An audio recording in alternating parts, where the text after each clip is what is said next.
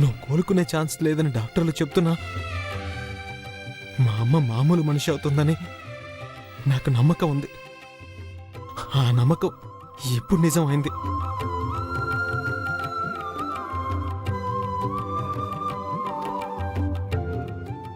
మా అమ్మ తిరిగి మళ్ళీ నాకు దక్కడానికి కారణం మీనాక్షినమ్మ.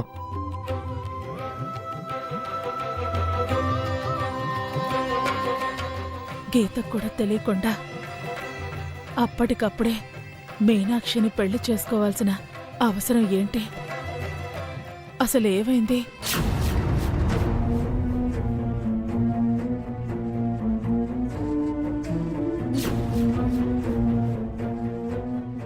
అసలు నువ్వు నా కొడుకువు కాదని దాచాల్సిన అవసరం ఏమొచ్చింది? నా కోడలికి నేనే అత్తగారినని చెప్పకుండా ఉంచాల్సిన కర్మేంటి? మీనాక్షి కళ్ళు ఏమైపోయాయి?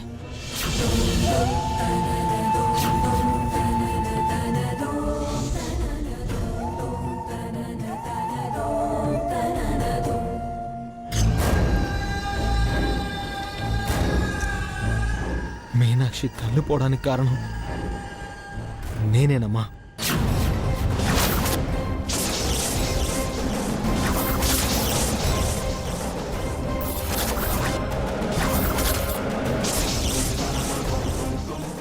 దీనికంతటికీ కారణం మనకి గతి పట్టించి నాన్న చావు కారణమైన ఆ భానుమూర్తి.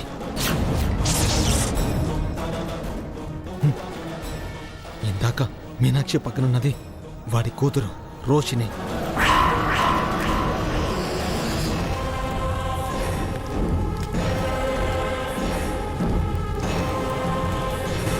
భానుమూర్తికి మీనాక్షికి కళ్ళు నీ వల్ల పోవటానికి సంబంధం ఏంటి?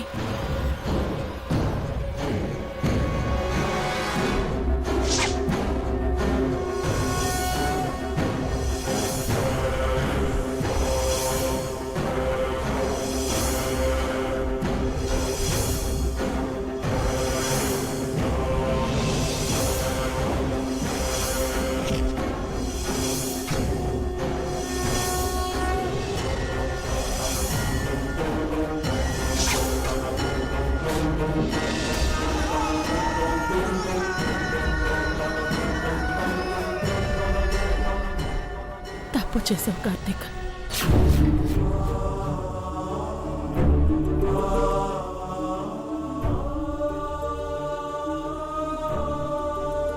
ఎవరి మీదో పగ తీర్చుకోవడానికి నీ స్వార్థం కోసం ఒక ఆడపిల్ల జీవితాన్ని నాశనం చేశావు.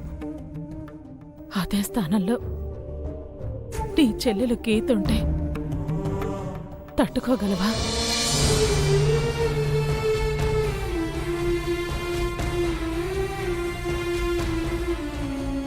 ఇప్పుడు నీ మనసులో ఉండాల్సింది పగ కాదు, మీనాక్షి మీద ప్రేమ.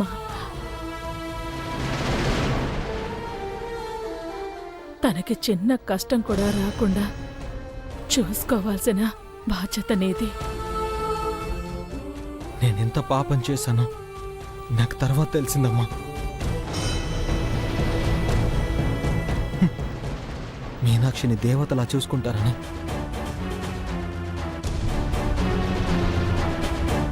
నేను నీకు మాటిస్తున్నానమ్మా.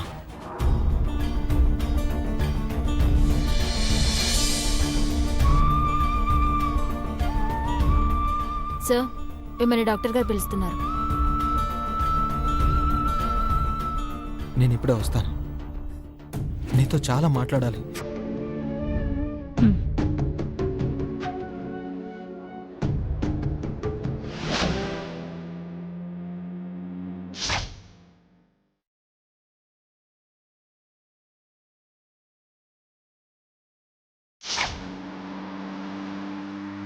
ఇంతకు ముందే మీ ఇద్దరికి పరిచయం ఉందా? అమ్మ మీనాక్షి,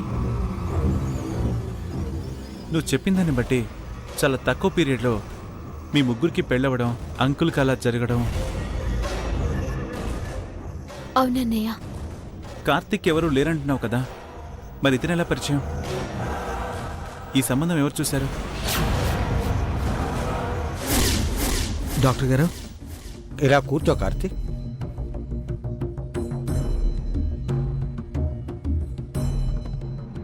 డాక్టర్ పిలిచారంట? ఎలా చెప్పాలో తెలియడం లేదు కార్తీక్. మీ అమ్మగారు కోమాలోంచి బయటికి రావడానికి కారణం టెన్షన్స్ అన్నీ దూరమై ఒక అద్భుతం జరిగి ఆవిడ మామూలు మనిషి అయింది. ఇప్పుడు మీరిద్దరూ ఎంత సంతోషంగా ఉన్నారో నేను ఊహించగలను. అమ్మకి వేరే ఏమన్నా ప్రాబ్లమా డాక్టర్? సారీ కార్తీక్, డాక్టర్ని కదా, చేదు నిజాలు దాచిపెట్టలేను. ఎవరు చూడలేదన్నయ్య. తనకు తానుగానే నన్ను పెళ్లి చేసుకోవడానికి ముందుకొచ్చారు. ముందు భయపడ్డాను, కానీ ఇప్పుడు తన ప్రేమ చూస్తుంటే నేను చాలా అదృష్టవంతురాలని అనిపిస్తుంది. ఇప్పుడు అలా ఫీల్ అవుతున్నావు, కానీ ఏదైనా తేడా జరిగి ఉంటే నీ జీవితం ఏమయ్యేది? ఎంత నాతైనా ఎక్కడ పెరిగాడు, ఎలాంటివాడో తెలుసుకోకుండా పెళ్లి చేసుకోవడం కరెక్టేనా? పోలీస్వి కదన్నయ్య, అందరినీ అనుమానిస్తూనే చూస్తావు. పోలీసులా కాదు మీనాక్షి, అన్నయ్యలా భయపడుతున్నాను. ఏ ఆశ లేకుండా కేవలం మంచి మనసుతో పెళ్లి చేసుకోవడం అంటే ఎందుకో చిన్న అనుమానం.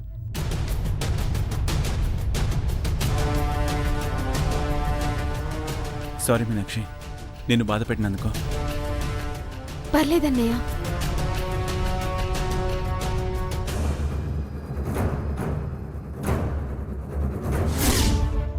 మీ అమ్మగారు కోలుకున్నారు కాబట్టి అన్ని చెకప్లు చేయించారు. ఆవిడ ఎక్కువ రోజులు బ్రతకరు.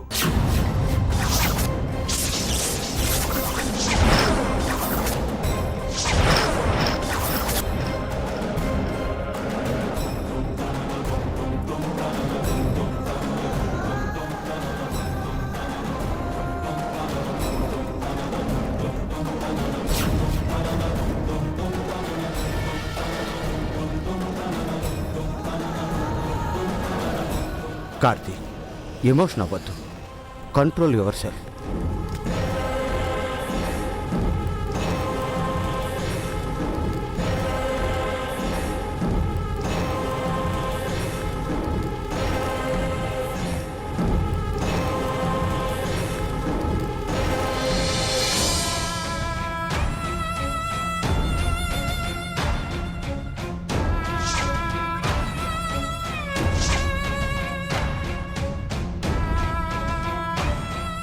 ఆవిడ ఎక్కువ రోజులు బ్రతకరు.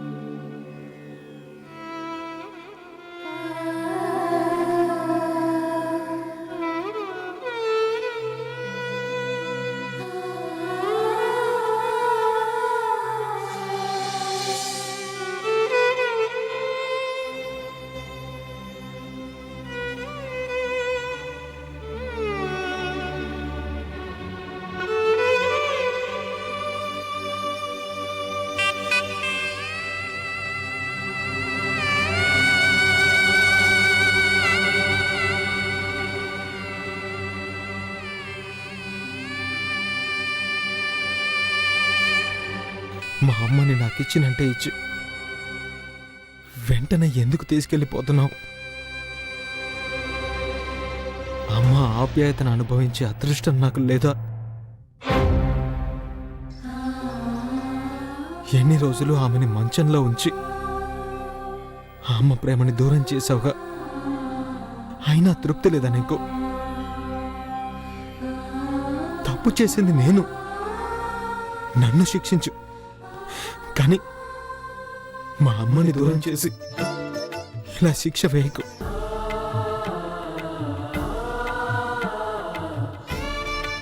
స్వామి, మళ్ళీ చిన్నప్పట్ల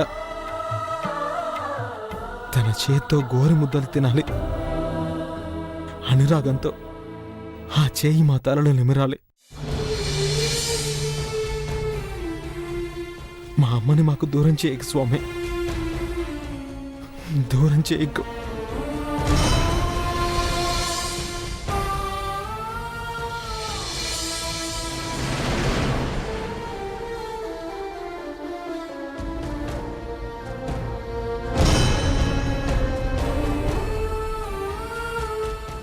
అన్నయ్య, డాక్టర్ గారు ఎందుకు పిలిచారు? అమ్మకేం పర్లేదు కదా? ఏం కాలేదు, అమ్మ బానే ఉంది. ఇంకొన్ని రోజులు హాస్పిటల్లో ఉంచమన్నారు అంతే. ఆ విషయం చెప్దామని పిలిచారు. కార్తీక్, డాక్టర్ గారు నేనెన్ని రోజుల్లో చనిపోతానని చెప్పారా? తొందరలోనే పోతానని చెప్పారా? అమ్మా, చెయ్యి అడ్డు పెడితే మాట ఆగుతుంది, కానీ నాకొచ్చే చావు కాదు.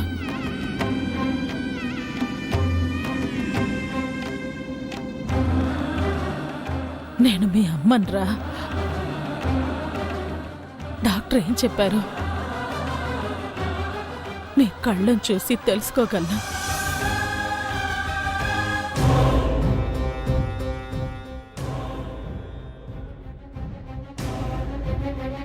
నిన్ను నేను బతికించుకుంటానమ్మా, బతికించుకుంటాను.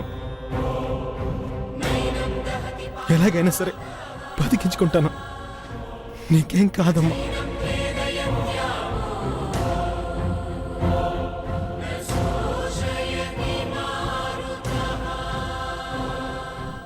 ఏడవకు కార్తీక్, నేను పోయినా కూడా నా కళ్ళు నిన్ను రోజు చూస్తూనే ఉంటాయి.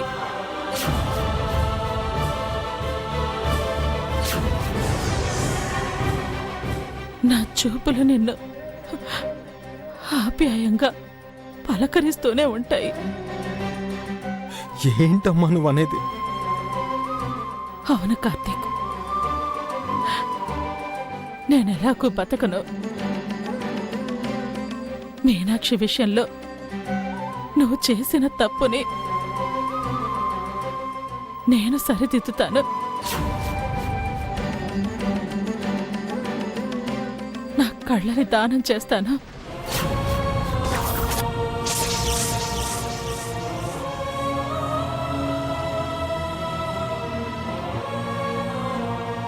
కొడుకుగా నువ్వు చేసే ప్రతి పనిలో తల్లిగా నాకు వాటా ఉంటుంది. నా కళ్ళిచ్చైనా మన పాపాన్ని కొంచెం కడిగేసుకుందాం.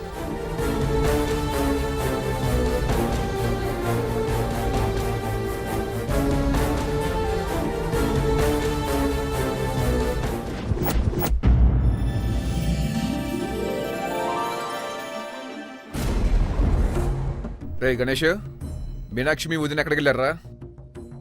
నాకు తెలియదన్నయ్య. మహేశ్వరి, మహేశ్వరి! ఏంటండి? మీనాక్షి వాళ్ళు ఎక్కడికి వెళ్ళారు? తెలీదండి, నాకు కూడా చెప్పలేదు. నేను వాళ్ళ కోసమే చూస్తున్నాను.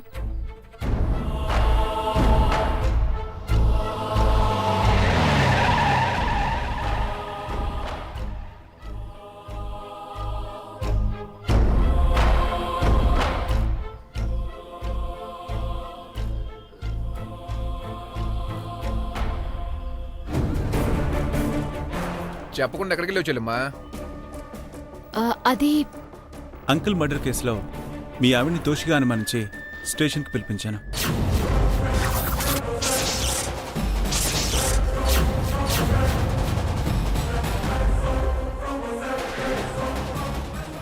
ఊరుకో శంకరం, నువ్వు మరి పోలీసు అయినా పరాచికలు పోలేదు.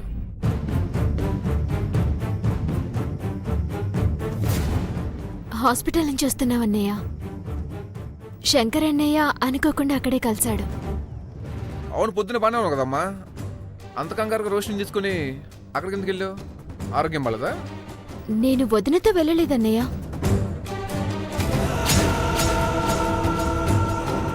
వేరే తెలిసిన ఒక ఆవిడకి ఒంట్లో బాలేదంటే ఆయనతో కలిసి వెళ్ళాను. వదిన కూడా అక్కడికి వచ్చిందన్న విషయం శంకరన్నయ్య చెప్తేనే తెలిసింది.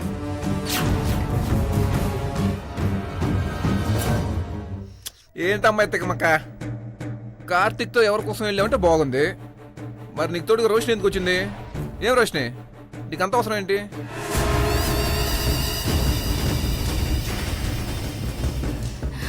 మీనాక్షి కార్తిక్ ఎక్కడుంటే అక్క కూడా ఎక్కువగా అక్కడే ఉంటుందిగా.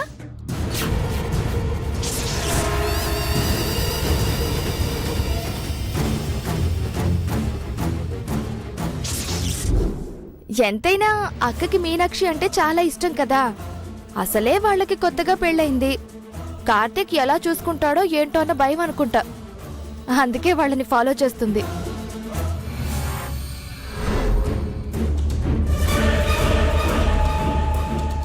నేను వాళ్ళని ఫాలో చేయడం కన్నా నువ్వు నన్ను ఫాలో చేయడం ఎక్కువైంది.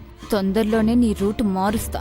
చిన్నోదినకి ఎన్నిసార్లు చెప్పినా పెద్దదిన్ని అనుమానించడం మానదు. మళ్ళీ ఏం గొడవ పడుతుందో ఏంటో. మీనాక్షి అంటే ఎంత ఇష్టం ఉంటే మాత్రం రోషిణి కొత్త జంటని ఫాలో చేయడం ఏంటి? అదేం లేదన్నయ్య. తనకేదో ఒంట్లో బాలేదని వదిన కూడా హాస్పిటల్కొచ్చింది. మేము కూడా వదినకి చెప్పకుండానే వెళ్ళాం. మేమక్కడున్నామని వదినకు కూడా తెలీదు. ఒంట్లో బాలేదా? ఏమైంది రోషిని? పెద్ద ప్రాబ్లం ఏం కాదండి. టెన్షన్ బాగా ఎక్కువై మత్తొచ్చి నిద్రపోతున్నాను కదా, అందుకే ఒకసారి చూపించుకుందామని వెళ్ళాను. ఓహో, డాక్టర్ గారు ఏమన్నారు? పాలు తాగుతున్నారా?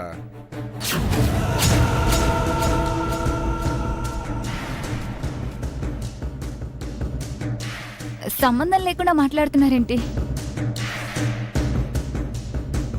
సంబంధం లేకుండా బీకంలో ఫిజిక్స్ ఉన్నట్టు ఒకరికి తెలియకుండా మరొకరు హాస్పిటల్కి వెళ్ళడం విచిత్రంగా ఉంది. నేను అంకుల్ కేసు ఇన్వెస్టిగేషన్ కోసం డాక్టర్ని కలవడానికి హాస్పిటల్కి వెళ్ళాను. అక్కడ వీళ్ళు కలిశారు. అవును, ఏమన్నా ఆధారం దొరికిందా శంకరం? అక్కడేం దొరకలేదన్నయ్య. కానీ తొందరలోనే నేరస్తులు దొరుకుతారా? ఎంత తెలివిగా ప్లాన్ చేసినా తెలియకుండా చిన్న తప్పు చేసి ఆధారాలు వదిలేసి ఇరుక్కుపోతారా?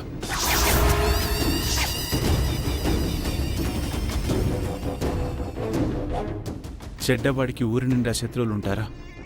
మంచివాడికి మాత్రం పక్కనే ఉండి వెన్నుపోటు పొడుస్తారా?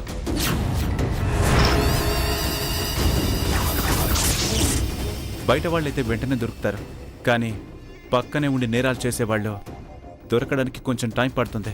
బట్ దొరకడం మాత్రం కన్ఫర్మ్.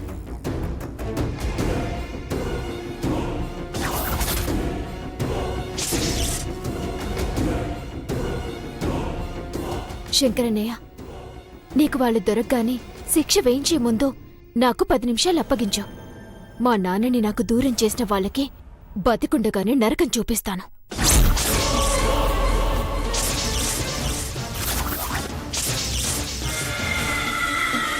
అవును శంకరం, నేను కూడా అదే అడుగుదాం అనుకుంటున్నా. మా నాన్న నీకు జీవితాన్ని ఇచ్చాడని నువ్వు ఇంత చేస్తున్నావు. మాకు జన్మనిచ్చాడు. కోర్టుకి వెళ్లే ముందు ఆ కిరాత్కుడిని నేను నా చెల్లి మా శిక్ష వేసే అవకాశం ఇవ్వు.